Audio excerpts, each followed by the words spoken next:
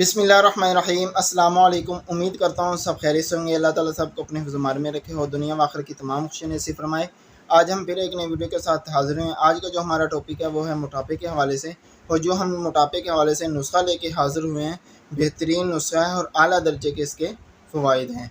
तो इस नुस्खा में ना आपको कोई डाइट करनी पड़ेगी और ना ही कोई वर्जिश वगैरह करनी पड़ेगी। अगर वर्जिश कर लें तो आपकी सेहत के लिए बेहतर है, वगरना अगर नहीं कर सकते हैं तो कोई बात नहीं है।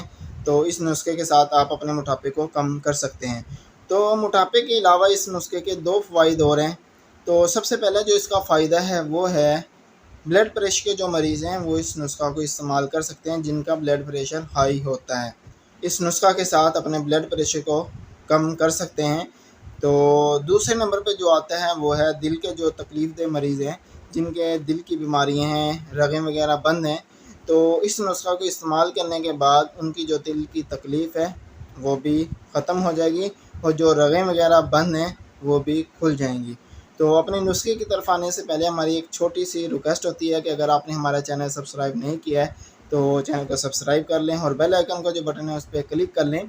उसका फ़ायदा ये होगा कि जो हमारी नई आने वाली वीडियो है वो आप तक टाइम पर पहुंच सके। तो अपने नुस्खे की तरफ आते हैं। नुस्खा बहुत ही आसान है और आसानी से आपके कुछ चीज़ें आपके घर में पाई जाएंगी, कुछ आपको पंसार स्टोर से लेके आनी पड़ेंगी।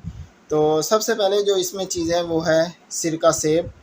तो सेब का सिरका ले लें, ये आपको पंसार स्टोर से मिल जाएगा, और सिरका अंगूर, ये दो चीज़ें आपने पंसार स्टोर से लेनी है। और तीसरे नंबर पे जो चीज़ आती है वो है नींबू का रस, और चौथे नंबर पे जो आता है वो है अदरक का पानी। ये आपने बराबर वज़न में लेना है। और अनानास और गाजर का जूस, ये आपने इन चारों चीज़ों से दुगना लेना है। तो ये आप रोज़ाना के भी बना सकते हैं।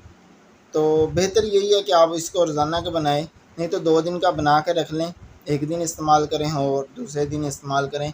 आधा कप सिर्फ सुबह को निहार मुँह इसका इस्तेमाल करना है, और इस नुस्खे के साथ जो पेट की फालतू चर्बी है वो ख़त्म हो जाएगी। तो आसानी के साथ आप इसको घर में बना भी सकते हैं।